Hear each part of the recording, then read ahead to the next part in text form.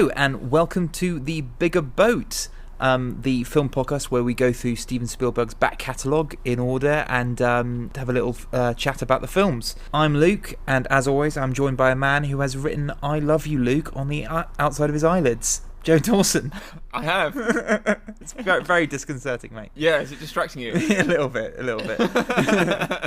Anyway, how are you?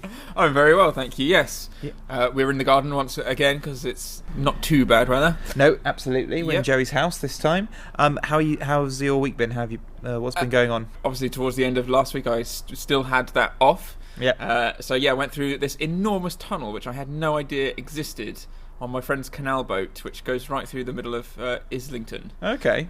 Which is very exciting. We played punk music, felt like rebels within the confines of the rules of the canal.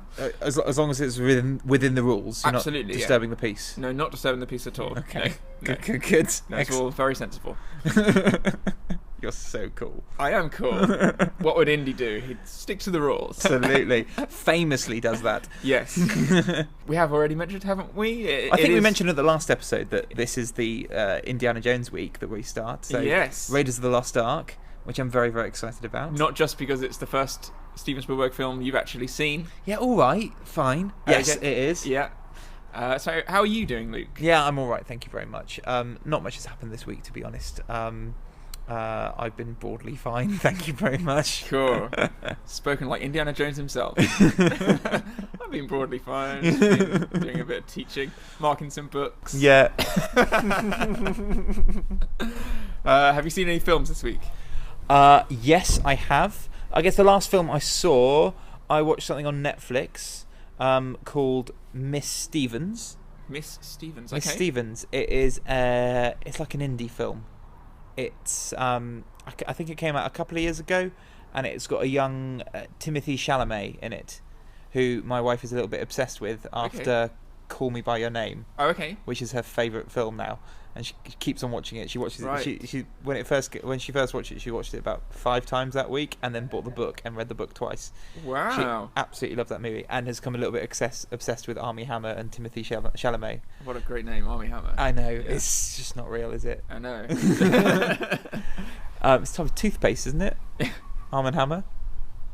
Yeah. Armstrong and Hammer. Is it Armstrong? Yeah. Okay. Fine.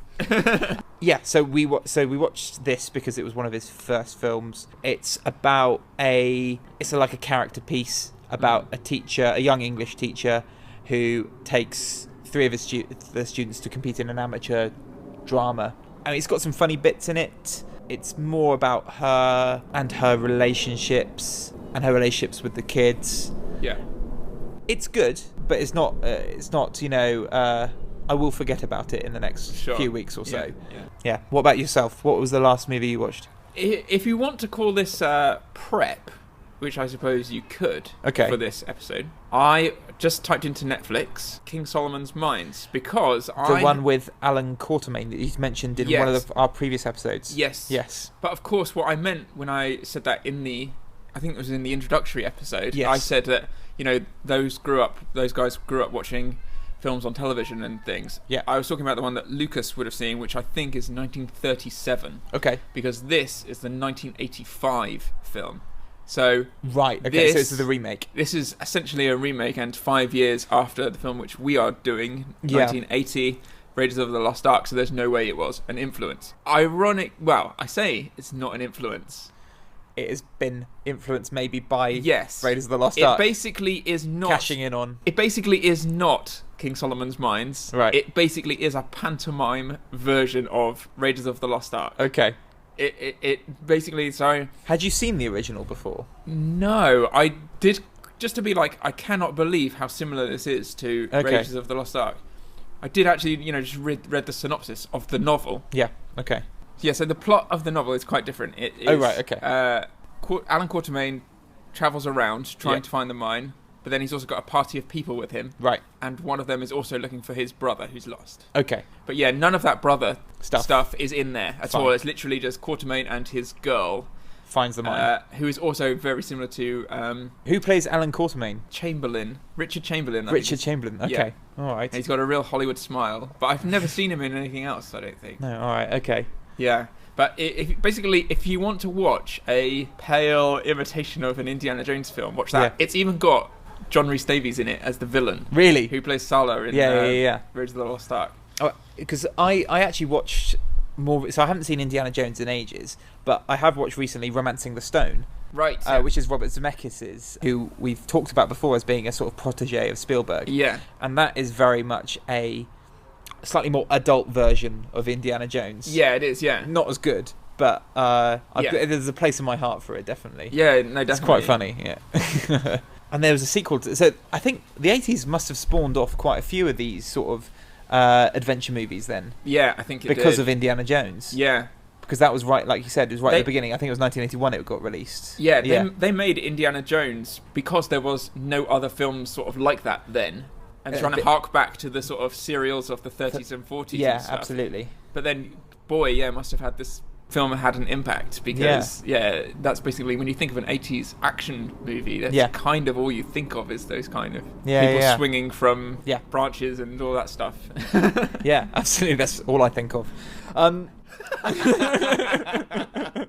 Cool. So I'm very excited to watch Indiana Jones actually because I haven't seen it in ages. Can you remember the first time you watched it? Because I think this series of movies is an integral part of people our ages and probably a bit older childhood. Yeah. Because we got introduced to it by our parents, and I think it's just I don't know if Indiana Jones is still watched these days by kids these days. I've not really got my finger on the pulse of the youth of today. I think it is because it's still repeated on television a couple of times a year and that sort of thing. I guess so. And we've had the fourth one come out not that long ago. Yeah. And I remember walking around. I think surely that would have put people off though. Maybe, but I remember walking around Harrods toy department and things, and there was a lot of action figures and stuff because we never really had Indiana Jones action figures. Yeah, Joey doesn't hang around Harrods toy department. He did work there for a Christmas. That's true. Key to clarify. Yeah, you get to see what's on offer when you work there. So when was the last time you watched Indiana Jones? Can you remember? Well, the last time I can definitely say I watched it. I'm sure I might have watched it between then and now. Luke and I hosted a David Bowie themed house party. Because we're absolute legends. Because we're legends, yeah. Just love Labyrinth and stuff. And we had a friend who had a projector. Yeah, we had Labyrinth playing on the wall, didn't we? And so we projected it on the wall. And then, of course, as you often do, you have a bit of a headache the next morning. Yeah. The next day. So we used the projector and we watched the entire trilogy. We did, didn't we? In one day, yeah. That's right. Yeah. Introducing another housemate of ours to, I think she had seen 2 of the 3 films and things, And so, we just watched it all in one go. So that's the last time I can positively say I watched it. I think I might have watched it once or twice since then. Okay, sure. And I just remember, the thing that I remember about being young and watching Indiana Jones movies is it's not the adventures part of it, it's a series of horrific images that I remember. So for me, it's when the Ark of the Covenant gets opened, and and those awful things happen to the Nazis. Yeah, see, I remember that too. And that is just seared into my brain. I remember being absolutely horrified by that. And Spielberg has been responsible for some of the most sort of recurring nightmares of my childhood because of that. But I guess the last time I did watch it was probably going to be around that time in our flat where we did that Indiana Jones marathon. Yeah. Which is weirdly getting on for sort of 9 years ago now. Oh my gosh. Yeah. Yeah. Anyway, I've got another quiz for you if you like. Oh, yes. But what I shouldn't have done is started a trend for giving a embarrassing pun quiz name, because I really couldn't really find one satisfactory for Raiders of the Lost Ark. You can tweet me them if you if you think of one at home. Yeah. Because I don't want like a Quizzes of the Lost Ark, Raiders of the Lost quiz. Yeah, it's just unsatisfactory, isn't it? If you think of a good one, tweet it to us. Otherwise, don't waste my time. Yeah. We can call it Raiders Quizzes of the Lost Ark or something like that, but for now, I'm aware it is substandard. Okay, so some of them are easier questions, and some of them are harder. Okay, so number one, which thespian's first film was playing Satipo, the thieving explorer, in the first scene of Raiders of the Lost Ark? That is Alfred Molina. Alfred Molina. Yes, absolutely. Great actor. Yes, and that was his first film. Yeah.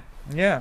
So that was the easy one. Number two, in the scene where the flying wing, so the plane, shreds that Nazi henchman to bits, Which crew member had to step in and play the pilot due to all the stuntmen having dysentery? Oh, he wasn't a crew member. He's above the line, as He we was say. above the line. Above the line is your main players, your top 5 sort of department heads.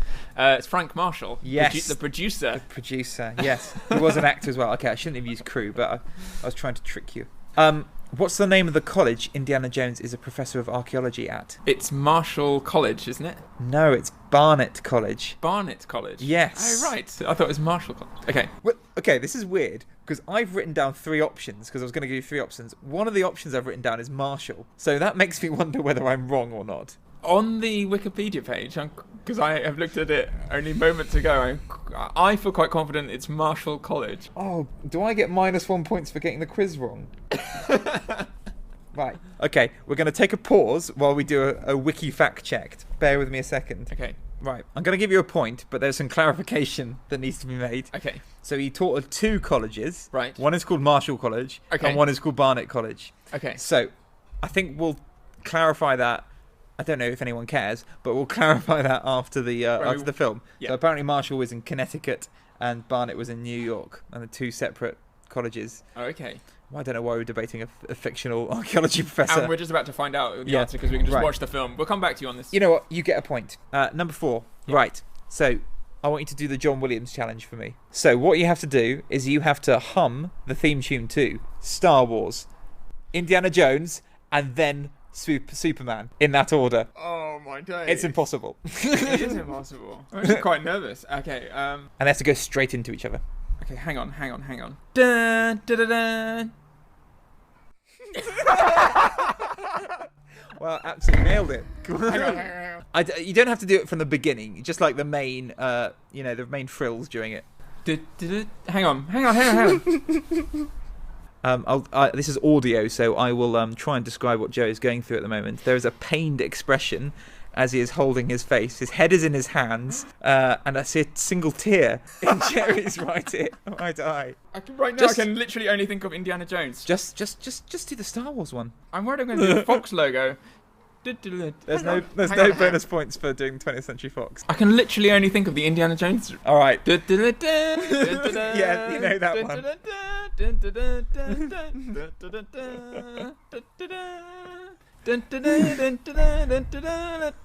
Yeah, very good. 1 out of 3. 0 point. Right, try that at home. It is much more difficult than it sounds. It is. Because I've got Indiana Jones on my brain at the moment. Yeah. I'm not sure. Actually, I can do Star Wars right now. Go on, you try it. Go on. A long time ago in a galaxy far, far away. Go.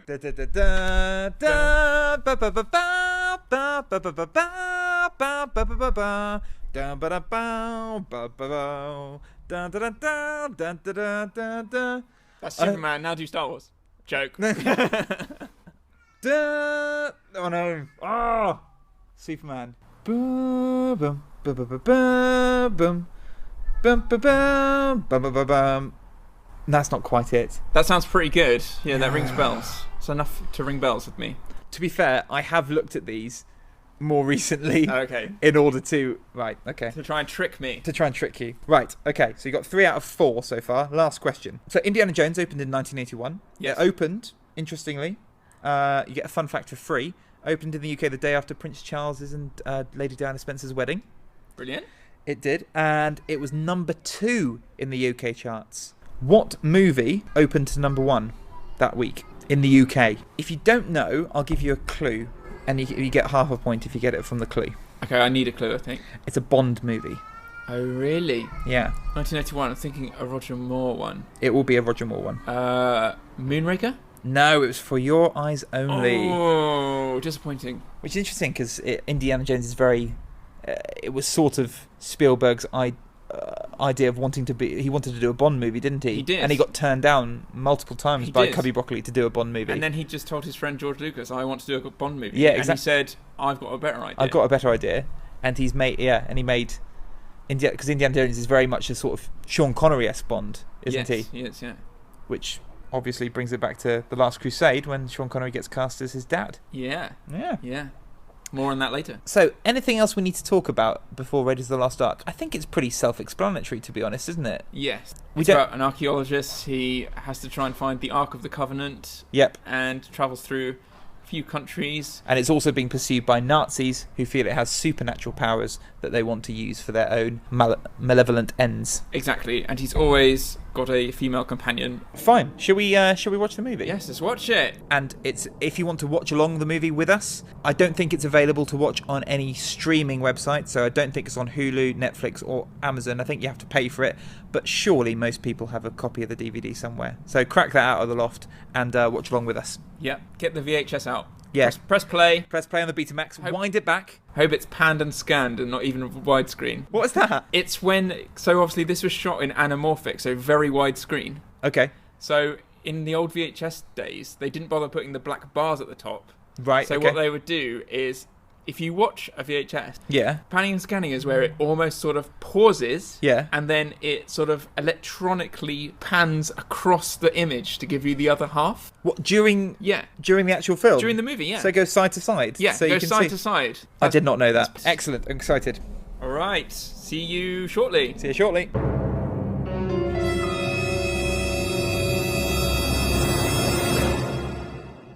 Right, welcome back. We have just watched Raiders of the Lost Ark. Welcome back. What did you think, Luke? First time? Not this time. It's no 1941, is it? No, thank God it's not a 1941. Although we said it was the same running time around, wasn't it? Yes. But this absolutely zips by. And despite the fact this is going to be like the 10th, 12th time I've seen this, it's such a good movie. Yeah, there was a little moment where we were just quoting lines back and forth to each other, and we realised, man, we must be the most annoying people to watch this film with. Yeah, absolutely. There's a reason we're doing this podcast alone. Yeah. And I'm single, yeah. So maybe the best place to start then is to start talking just about how it came to be. Yes, because that's probably something that people haven't heard about or might not know too much about. Yeah, hopefully we can hopefully our unique perspective is we know he's coming at this great movie. Yeah. From off the back of 1941, which we both didn't like. And listen to the episode if you haven't listened to it yet, because it's actually quite interesting. Yes, we didn't like the film, but we do think it's one of our better episodes because we're not just praising Spielberg relentlessly like we always do. It really is quite some of it is quite questionable. Absolutely how I can describe filmmaking wise and otherwise.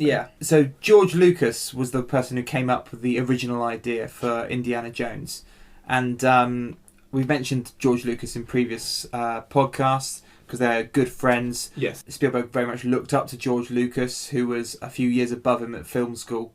And they went to different film schools. Film schools, but they met at a film festival, didn't they? Yes. And Spielberg saw George Lucas's first short film, THX 1138 Jinx, when it was just a student competition. So they've known each other for donkey's years, really. And so this came out. It was made in 1980. Came out in 81. So think Star Wars, which was a huge blockbuster, outselling even Jaws.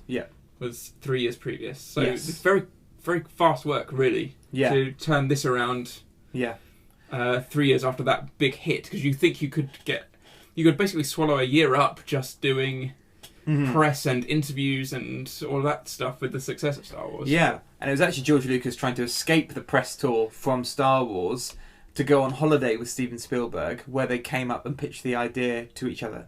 Came up with the idea of it. Spielberg was on holiday escaping Close Encounters. That's at right, the time, yeah. And somehow managed to squeeze in 1941 in between. And I think he was pitched the idea of a suave hero who was an archaeologist trying to find religious artefacts. And we mentioned a little bit beforehand that he'd wanted to do a Bond movie, but had been turned down by Cubby Broccoli a number of times. And I think this may have been fulfilling his desire to do that sort of out-and-out adventure movie, and his own Spielberg's Bond movie. Well, not just the producer of James Bond. I think knowing how far over budget he was on 1941, I think essentially, especially then, Hollywood is a small place. So I think all the heads of the studio knew Steven Spielberg had seriously overspent, lost quite a lot of money Yeah. on that film. Yeah. And so he's now in the position of having yet another blockbuster on paper and trying to approach them and say, right, I'm teaming up with the guy who made all this money with Star Wars, and don't forget I made Jaws. Give me some money, please. Yeah, because did you hear how... So this wasn't a studio project that they were trying to find a director for. This is George Lucas and Spielberg teaming up together and pitching the ideas simultaneously to all the studios in Hollywood, going, this is the movie we're going to make. This is how much money we need. This is what we need from you, and this is what's going to happen with the Steven Spielberg is going to direct it. Yes, and naturally, because of 1941's flop and his reputation for going over budget, like you said, people were very cautious about it. Yeah. See, what's interesting is, I know that I've heard George Lucas say, essentially, it came across to the studio as if they were budgeting too low. Yeah. Lucas is there saying, right, I think we can make this for 18 million. Yeah. Which is less than what Close Encounters was made for. Yes, yeah. And I can understand their worry reading that script, and you think, that sounds expensive, that sounds expensive, oh, there's more blowing up, oh, that sounds expensive. Yeah, I think someone said the first scene, thought the first scene would cost more than 50 million themselves, the boulder. Right. Yeah. So they just did not believe him that Spielberg, because Spielberg has now developed a reputation for going over budget. Yeah. So it makes sense that on some level, there would be more security in budgeting a bit higher, and then coming in short of that. Yes. So, yeah. No, absolutely. Yeah. But eventually they did. Who was it? It was Paramount.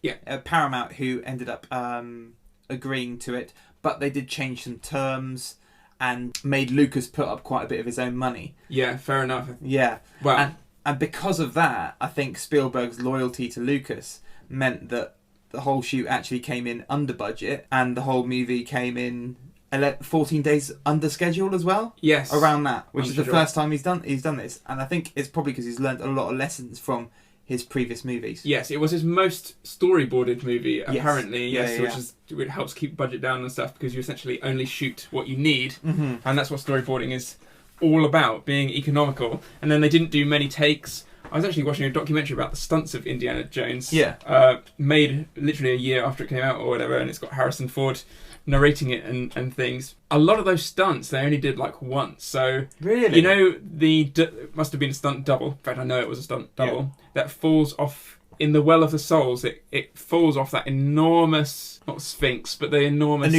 Anubis. Yes, and hits the ground. That's one take. That's my Year 5 Egyptian. Ah, really? Egyptian, yeah.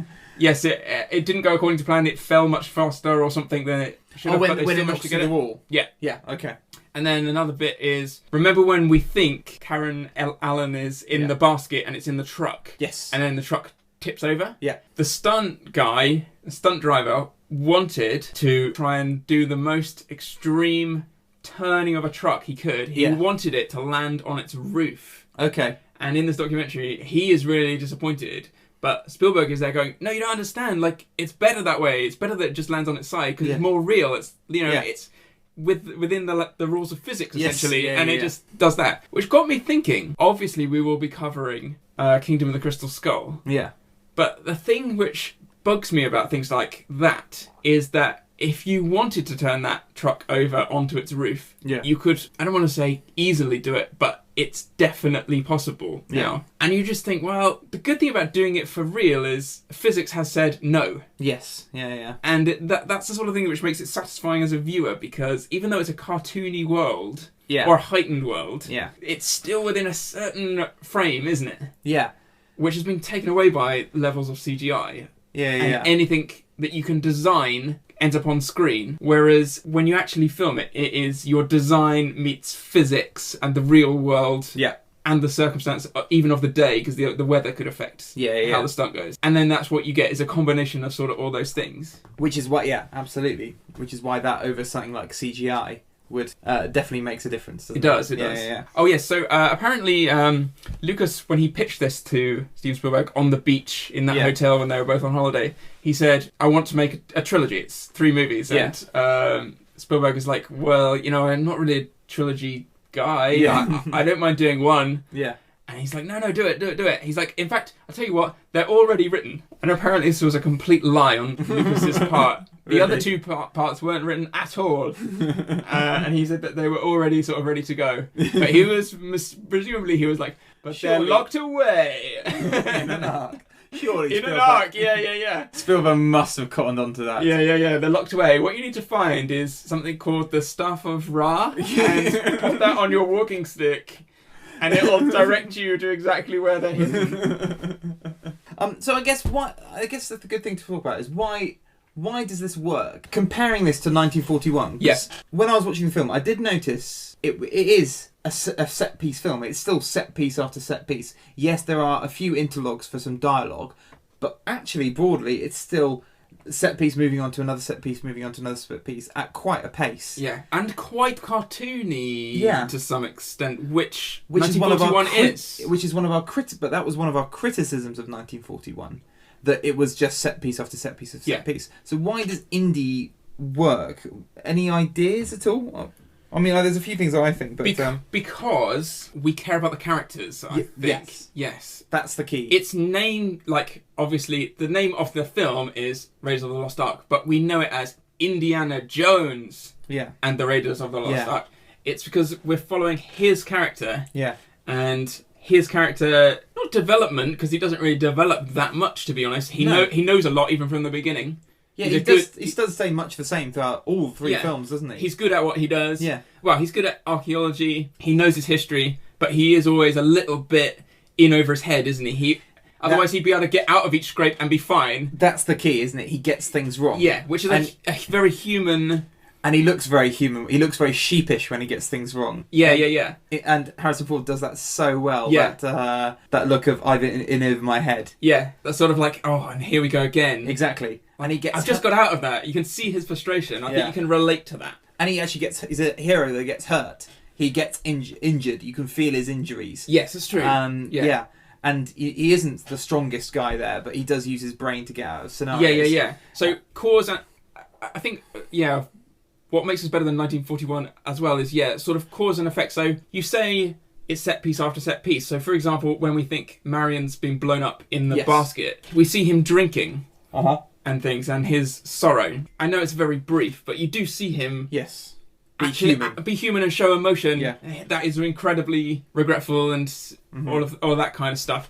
Because apparently that was an idea of Spielberg's to try and make him a bit more human and not just straight out of a comic book. Yeah. Was possibly the idea of making him more of an alcoholic. Yes. Because an image that Spielberg had in his head for the character was Humphrey Bogart in the film Treasure for the Sierra Madre. Yes. Yeah, which you showed me. Which is a great film. Yeah. It's all about greed and a big influence on There Will Be Blood. Yes. But yes, and because Lucas's vision originally for the character was a much more well-to-do archaeologist who had a penchant for champagne. Yes, actually more James Bond-like. Exactly, and bought loads of top hats. Yes, and then it's really strange that Spielberg would then try to revert it back to a more scruffy thing, seeing as he wanted to be the Bond guy. Yes, I know. Yeah, absolutely. yeah. And Harrison Ford he has that right mix of charm and. It's really difficult to pull off a character like that blokes want to be like and women want to be with, traditionally. Yeah, it is. Yeah, because now, even with especially with modern audiences, most people see right through that, and most people will hate a character that's trying too hard to be that way. Yeah. Or even a friend that knows too much. Yeah, exactly. Oh, you're such a know-it-all. Exactly. I think we've just said it. Like the trick is that you do get the sense that he is kind of making it up. Yeah, as he goes along, as he says, yeah, he's not sort of a know-it-all. Yeah, I mean, and Indiana Jones he's so important in just general culture. He's solely responsible for the reason why I think that one day I might look good in a fedora, and that I always will try on one of those hats just in case. Yeah, this is the time of my life. I've got one. Yeah, do you actually have one? Yeah, it's right there. All right, okay. And also, the reason I think this works as well is yes. Although it's set piece, but there is a clear goal. There's a MacGuffin there. Yes. And a MacGuffin that people care about. Yes. Do you want to explain? Yeah, it's probably best that you explain what a MacGuffin is. We'll go back to our favourite reference, Alfred Hitchcock. He's the guy that coined the phrase a MacGuffin. I mean, you're not going to go too long about this, are you, Joey? we'll see. This might be as long as my brief explanation of Close Encounters of the Third Kind. Yeah, a close encounter of the board kind. So Alfred Hitchcock, is the guy that coined the phrase the MacGuffin, and it's sort of like the important object or artifact that carries the plot along, but usually it's proven that it's not the most important element because it's often just thrown away at the end. It's generally the drive behind the character's motivations. Exactly. Yeah. So, for example, it's the Ark in here. It'd be the Holy Grail in Last Crusade. Exactly. It's the briefcase in Ronin. Yes. It is in a cliched spy novel, like North by Northwest is taking the mickey out of. It's the microfilm. Yeah. It's all of those kind of the things. knock list in Mission Impossible, stuff like that. And the reason why they're not actually the most important aspect, even though they are the focus of most scenes, is because ultimately they don't change. It's the circumstances around them that does, and it's the character development of having to deal with that MacGuffin, that object, that thing of desire, that changes the characters, how they deal with that in that particular circumstance. Yes, and I think Hitchcock said that what you said, the MacGuffin actually doesn't matter what it is. Yeah. But actually, George Lucas changed that around. He felt the MacGuffin was important. That's true. And tries to put some power into it. Yeah, exactly. And I think that's probably why Kingdom of the Crystal Skull doesn't work, because no one cares about the MacGuffin. That's true. Because, but the Ark, the Holy Grail, everyone cares about those. But what about the middle one, Temple of Doom? The Sacred Stones. You know what? I didn't mention that one because I actually forgot what the MacGuffin was. Yeah. But I think Temple of Doom, prior to Kingdom, was, for me, is the weakest one. That's true. I probably agree with that. Yeah. But some people... I've read some stuff where people think it's their favourite. Oh, really? They're wrong. But any other reasons why you think Indiana Jones... Why this works so well? If we're talking about MacGuffins and characters and that sort of thing, every scene has got some reference to the Ark. You know, even if it's a fight scene, it's not just a fight scene. Yeah. It's part of Indy's struggle to get his hands on, or not necessarily that he wants to get his hands on the Ark of the Covenant, it's to get it out of the hands of the Nazis. Yes. And all this stuff. And it's got a nice, clear hero and villain archetype, hasn't it? Unlike 1941, where the villain is all based from a submarine off the shore of Hollywood. Yeah. And you don't really see them do that. Or interacting with anyone. Yeah, that many bad things. They're actually very solitary. Yeah. So Spielberg, one of the lessons that Spielberg learned, and we talked a bit about this in the 1941 episodes, was the fact that he was such a control freak that he was shooting everything himself. Yeah. Even stuff that was traditionally gone over to other people, such as the second unit. Do you want to explain what a second unit is?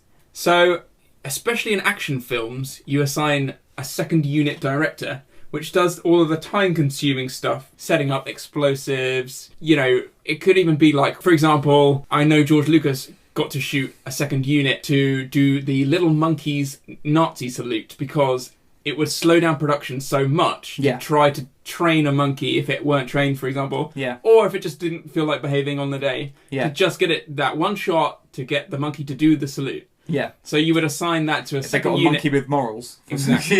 Exactly. It knows its history. Exactly.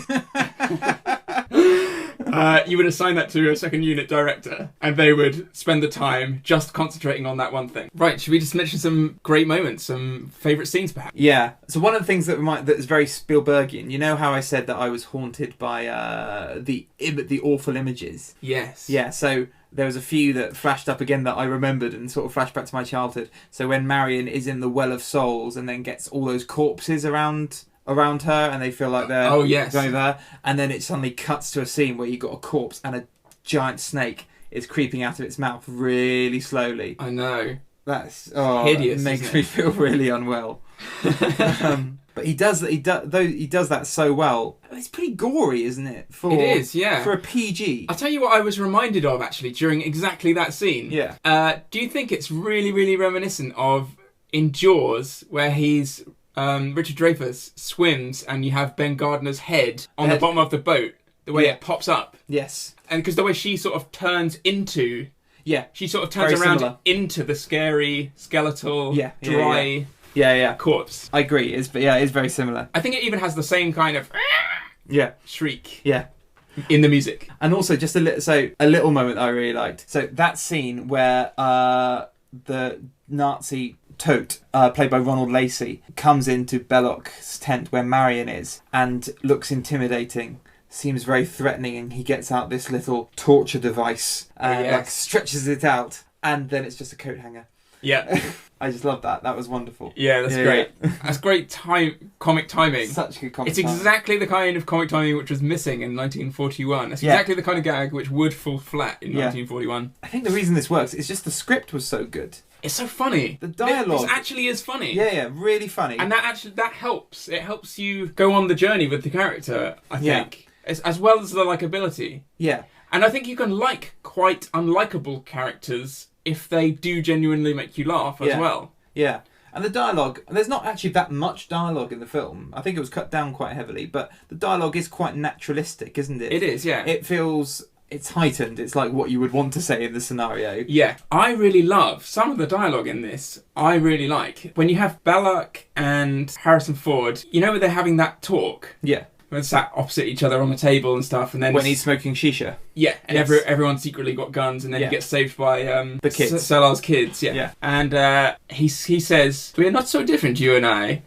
I'm a shadowy version of you, pushed out of the light." Yeah, I like things like that because it's sort of like it puts a bigger emphasis on, makes you question Indiana Jones as well as sort of being like using words like shadows and stuff, because it's a general darkness. Yeah. Things like, think of like a modern myth like Lord of the Rings or something. Yeah. It's a lot about a darkness or a shadow. Yeah.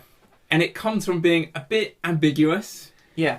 But Lucas likes to do that a lot, and that's how he gets his sort of sense of mythology within a cartoony world and makes it feel more important than it is, I think. It's really interesting you say that as well, because there's a lot of Spielberg shots that he chooses where you see Indiana Jones in silhouette. Yes, I was going to mention this. A dark version of himself. When he first introduces himself back to Marion, he's just there in silhouette. You just see the outline of him. Yes. And also when he's digging up the Well of Souls, it's all done by silhouette. And it is. Yeah. What I've noticed about that, this is the first film, I think, in our journey so far, which hasn't had a direct Disney reference. Okay, yeah. Apart from, Disney uses shadow when it comes to violence a lot. Okay. So if you watch, one which springs right to mind is in Lady and the Tramp, when the tramp is in trouble with a couple of other street dogs, and it bites all his legs and stuff. Yes. You see it very quickly actually bite his leg, and then the rest of it is as a shadow on the wall. Okay. And it enables you to get away with what's actually going on, but not showing graphic violence, not showing teeth and blood to kids. Okay. And so I think that was a slight Disney reference, the use of shadows, because he does it a lot. In Dumbo, you see a lot of like shadows through the circus tent, and things like that. Yeah. And then it also helps with his silhouette that you instantly recognise him because of that hat and things. Yeah. Now there is of course a secret with the hats, which is it was done a lot in the 30s serials, which this is sort of a homage to. Yes. Because then you don't have to really do much work to hide the double's face. Yeah. You can have your stunt double, and they just look down, and the hat covers their face. Yeah. But it works really well because it helps define the character. Yeah. Another sort of Spielberg-y theme that I noticed in this film, and we've talked a little bit about, is that sort of sense of wonder and awe. Yeah. And when Spielberg wants, because a lot of his films are about that extraordinary things happening, and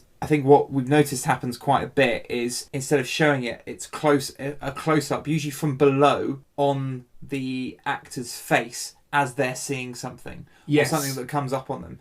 And you see this a couple of times. That you see this with Belloc when he's opening the Ark of the Covenant.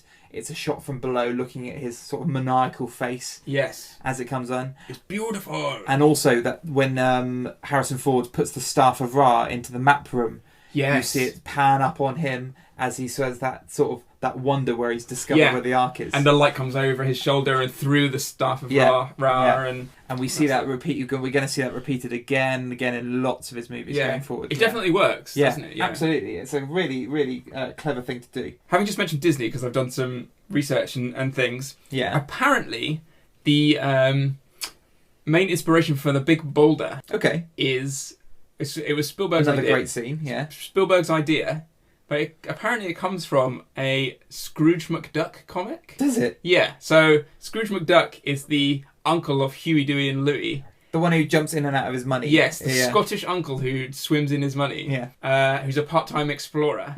And a lot of these set pieces and stuff are partly inspired by Scrooge McDuck, and that is apparently a direct sort of references a big boulder nearly crushing. Okay. I didn't know Uncle Scrooge McDuck Scrooge. preceded Indiana Jones. I remember Scrooge McDuck from, like, DuckTales. You remember the cartoon, but Yeah. it was in comic book form. Okay. Probably, when was this, 80? Really? Probably 20 years before. All right, okay. Yeah. Used to love that. DuckTales. Woohoo! Do you remember that? Yeah, of course I do. So one thing I noticed that I mentioned to you during the movie is it's Spielberg's first use of the Wilhelm scream. Yes. I will explain. I know Joey knows what it is, but I will explain to. Actually, you guys at home will know exactly what the Wilhelm scream is. It is a sound effect that has been used. You would have heard it definitely in a lot of Disney movies, and it sort of came to prominence when it got used again by George Lucas and Steven Spielberg. So I'll play it for you now. This is the Wilhelm scream. So we hear that sound effect during the big car chase when one of the Nazis gets thrown out of the car. And it's probably the most famous sound effect in the whole of Hollywood. So where it came from is it was a series of sound effects from the Warner Brothers stock library.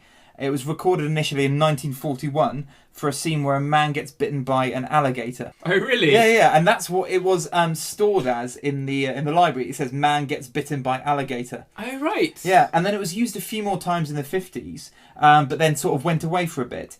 But this is where we give a shout out to the sound designer Ben Burt. He's probably one of them. I think he won an Oscar for this film, actually. He's actually the only sound designer I could name. Yeah, exactly. So he is very famous in the film world. So he worked on Star Wars and put it in his movie for the first time since the 50s, where that stormtrooper fell off the ledge in the Death Star. Oh, right, yeah. And that's where that sound effect came from. And because and then Ben Burt then worked on many of Lucas and Spielberg's movies from then on in. Yeah, it's called the Wilhelm scream because there was a film in 1953 called The Charge at Feather River, which is a western where a guy called Private Wilhelm got shot by a Native American's arrow. And that's what he named it the Wilhelm scream because that's where he noticed it from. But yeah, so Ben Burt worked on all the Indiana Jones movies. He's also, so you mentioned him in Star Wars, he also designed the voice of R2-D2. He designed the lightsaber hum. He designed Darth Vader's breathing and also the voice of Wall-E in Disney's movie. Oh, yeah. Yeah. He also edited all the Star Wars prequels, so not all good. As part of the same sequence, you're talking about when he's driving the truck, right? Yeah. That you get the scream. So when Indiana Jones is driving the truck, Yeah. they've actually mixed in the sound of a lion roaring into the engine. Okay. And the idea behind this is that it subconsciously makes you think, okay, so as Indy's driving, he is winning, he is masculine, he is macho, he's brave, he's kind of everything you think of when you think of a lion going out to get what he wants or whatever. But then when you cut between his truck and the Nazis, it's not featured in the Nazis' engine's sound effects. So it's only when he's driving? Yes. So that he subliminally seems more heroic. But yes, do listen for it. So after he jumps from his horse onto the truck and things, and yeah, it's just one particular scene. As he's actually driving, he's on the steering wheel. Mm-hmm. Listen to the sound of the engine, and it is most definitely, unmistakably, the sound of a lion roaring. Yeah. Shall we talk about the gun versus sword fight? Yes. So this is probably one of the most famous scenes in Indiana Jones, and I can imagine. I can't remember when I first saw it because it's such a good joke, but now I've seen it so many times. Yeah, I feel like it's been ripped off of quite a lot since then as well. Yeah. So this is the scene, if you can't quite remember or you haven't been watching along, where a guy with a giant sword starts to try and attack him. He shows off his swordman skills, and while he does that, Indiana Jones then shoots him and then moves on. Yeah. So it was initially planned to be a 3-day shoot of a massive set piece. So of a whip versus sword. So he was going to be using his whip. He would then take control of the hold of the sword with the whip, which would then chop some, do some butchery on a nearby market stall. Yeah. And it was all storyboarded out, but it was towards the end of the shoot. And then Harrison Ford got the squits. Well, actually, I've heard different stories about this. So apparently, Harrison Ford, initially the story was Harrison Ford changed, or Spielberg changed his mind and said, actually, it'll be funny if I just shoot him. Yeah. But then on an interview with Spielberg a few years ago, he actually said it was because Harrison Ford had a really bad stomach. Yeah. And didn't want to, and said, I can do an hour today and that's it. And then they just decided to scrap it all. And when you look at him, you can sort of see him being a bit sweaty, Yeah. look a bit unwell, Yeah. want to get out of there as soon as possible, which works for the scene. But if you imagine him having diarrhea, then it also works as well. Yeah. Print the legend, as they say. Yeah. Print the diarrhea story. It's a better one. Yeah, absolutely.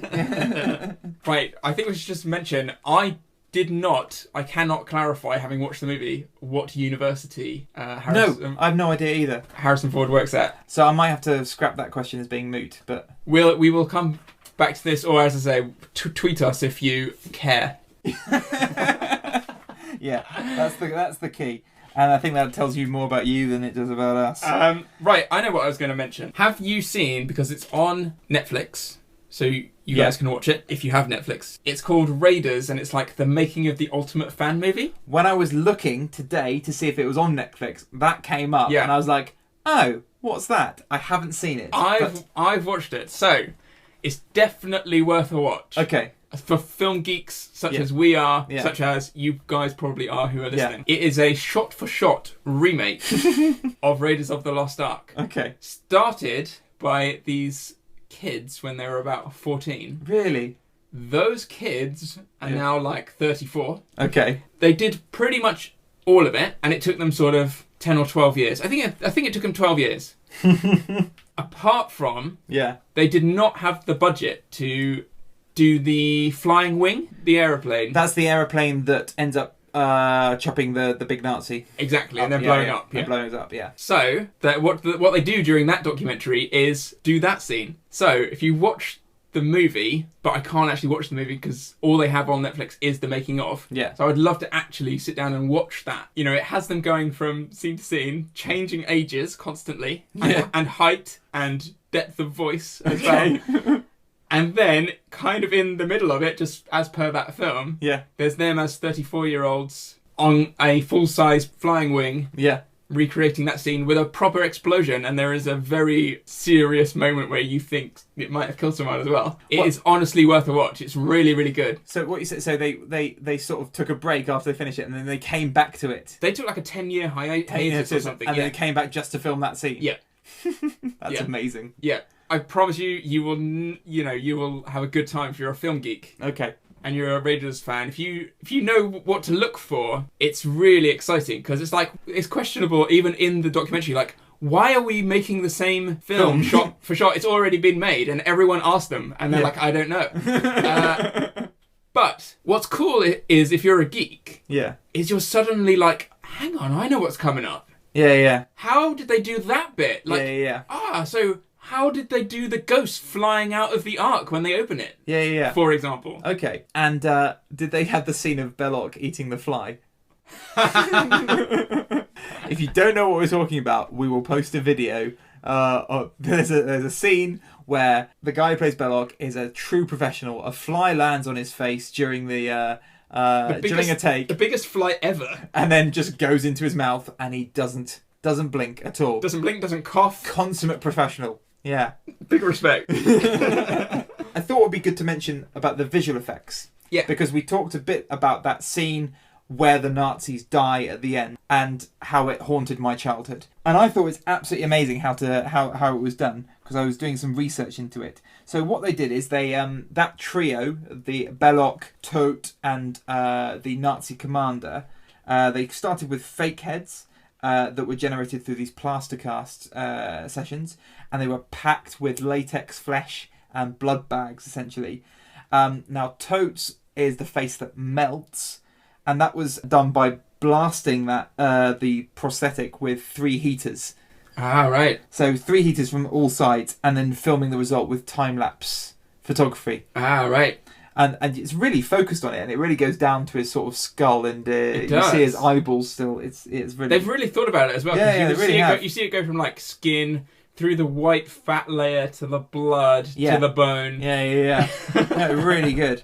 And then the Nazi commander, he has the head that sort of implodes on itself, that gets sucked in. What happened is they inflated these like bladder balloon things, which act as like cheeks. And then once the air was let out, it deflated the whole thing in this sort of mummified effect.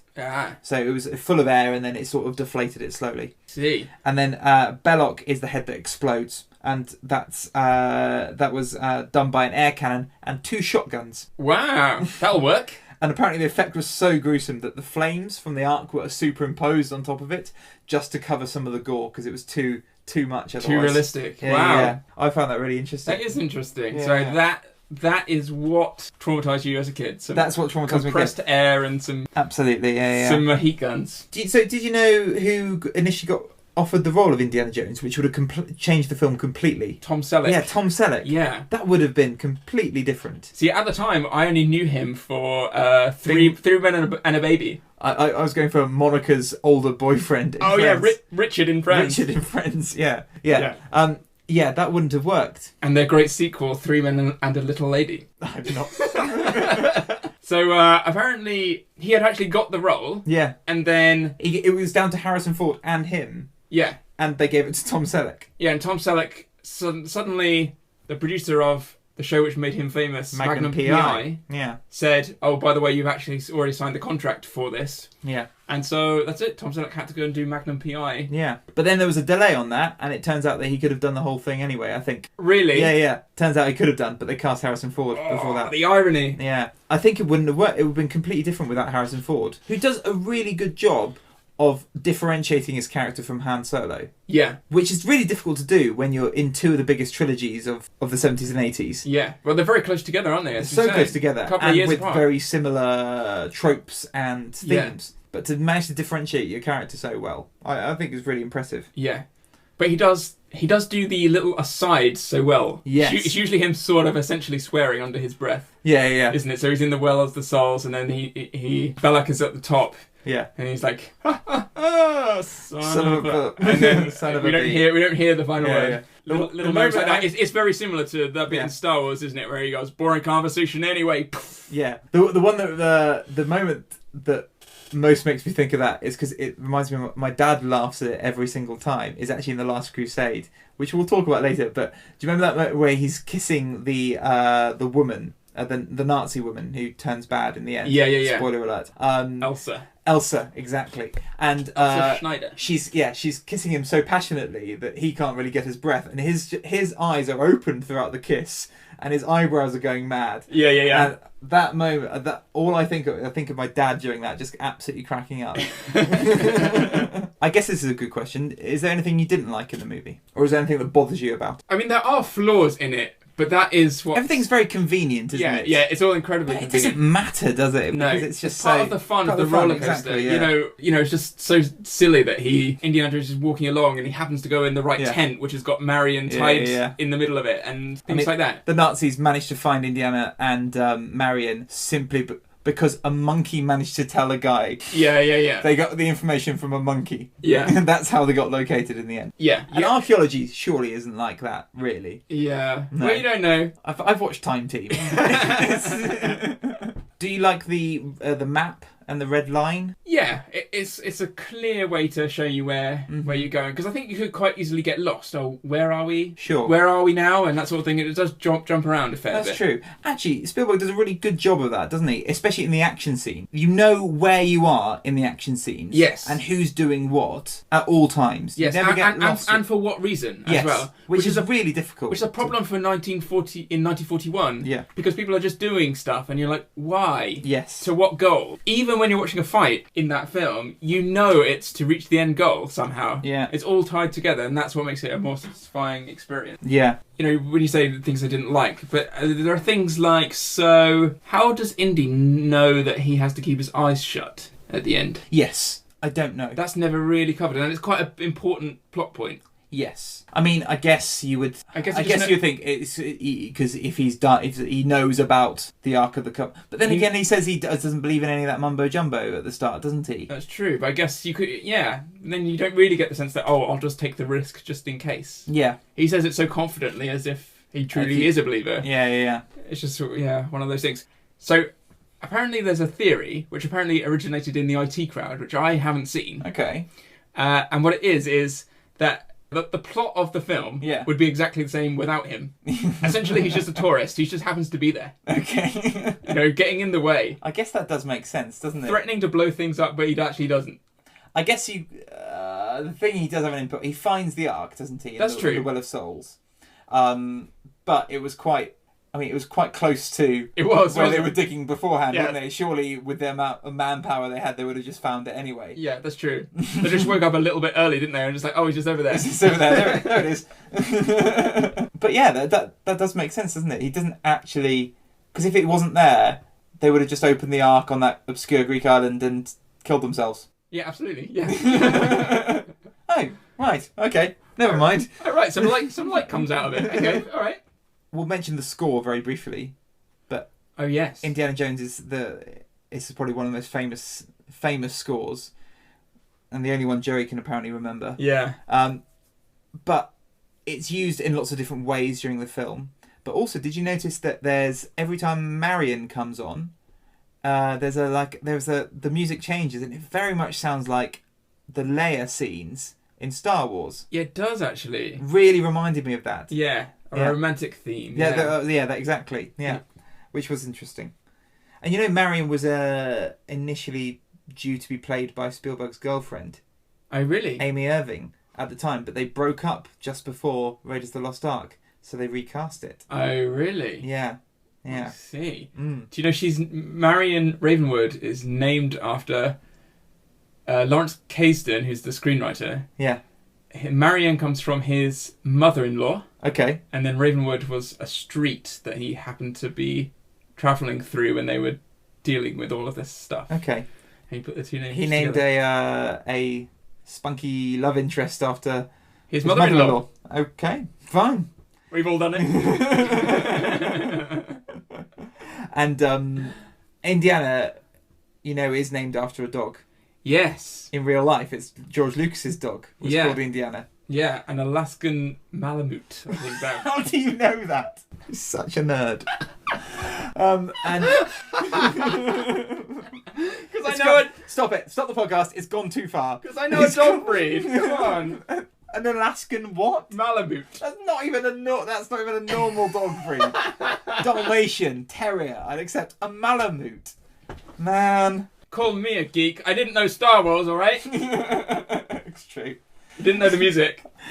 Did you know my nickname when I studied film was Joe Lucas? Was it? Because I'm a skinny, dark-haired guy with a beard, and I had longer hair than I have now then. Was it? And I looked like apparently used to look like the young George Lucas. Okay. Maybe we'll do a comparison and put that on Twitter, and you guys can see what you think. Yeah. I won't tell you my nickname at school. Mothers can be very cruel. And initially his name was meant to be Indiana Smith. Yes. But they changed it because that was too... It doesn't work. It just doesn't work, does it? No. So I think we're done with Raiders of the Lost Ark. Whoa! It's been really exciting. It's been really good. And we continue our journey through 1980s Spielberg with... What's next? E.T., is it? E.T. the Extraterrestrial. I believe it is, yeah. Which I haven't seen since I was a kid. Ooh. So this is one I haven't revisited at all. I think it's been 10 years or so since I've seen it. Yeah. So fantastic. Oh, one thing I wanted to mention is we're going to just for fun, we're going to try and do something with Twitter polls by doing a Spielberg classic tournament. It's very Richard Osman style. I don't know if you follow him on Twitter, but he does like a World Cup of various things. Like he's done crisps or chocolate bars. But what we'll do is we'll do a World Cup of Steven Spielberg films where you guys get to vote for your favourite film. Let's not do the best. We'll do the favourite. So what is your favourite film of Spielberg's? And keep an eye on our Twitter page. We'll put a new round once every couple of days or so, and get to vote on which you think out of these two films are the best. And then by the end of our podcast run, we should have crowned the favourite Spielberg film as voted for by you. So your first choice, so keep an eye out for this Twitter, will be vote for your favourite between Schindler's List or Kingdom of the Crystal Skull. If you can follow us on Twitter at Big Boat Podcast, or you can email us if you like on thebiggerboatpodcast@gmail.com, and we also have a Facebook page. So as Luke said, our next film is E.T. Join us then, and we look forward to seeing you on the next episode of The Bigger Boat. See you later. Bye.